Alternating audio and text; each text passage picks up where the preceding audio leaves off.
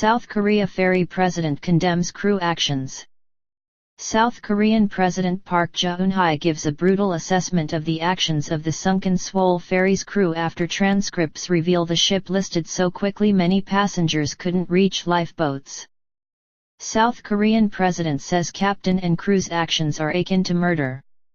At least 64 bodies have been found, the Coast Guard says. 38 people are still missing, 174 have been rescued. Official divers will try to reach the ship's cafeteria on Monday. South Korean President Park Geun-hye has condemned the conduct of some of the crew of the ferry that sank last week, calling it akin to murder. Ms. Park said that those to blame would have to take criminal and civil responsibility for their actions. Divers are continuing to recover bodies from the ferry, as they gain access to more of the submerged hull. Bodies are being brought 2 or 3 at a time back to Jindo, a southern island close to where the ferry sank. Police, meanwhile, have been given access to hundreds of messages sent by passengers and crews so they can construct a detailed chronology of the ferry's last hour. Transcript released. Ms. Park, whose government has faced criticism over its initial response to the disaster, told aides that the actions of the captain and some of the crew were utterly incomprehensible, unacceptable and tantamount to murder, the presidential office said.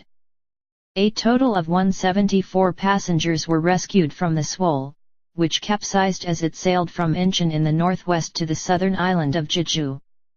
But there were 476 people on board, including 339 children and teachers on a school trip. Many were trapped inside the ship, as is listed, to one side and then sank. Investigations are focusing on whether the vessel took too sharp a turn, perhaps destabilizing the vessel before it started listing, and whether an earlier evacuation order could have saved lives.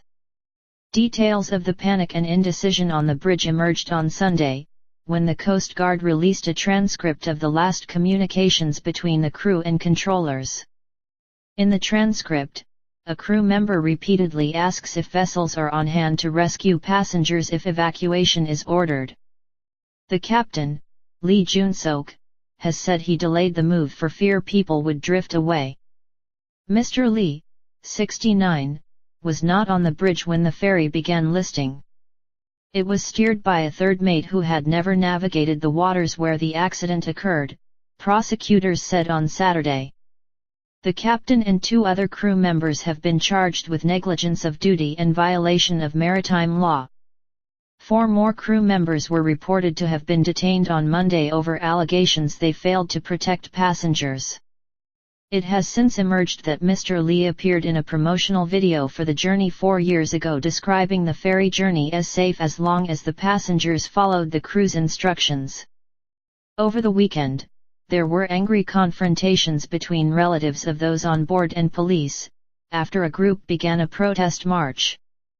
The relatives say they want more information both about what happened and about how soon the remains of their loved ones can be recovered.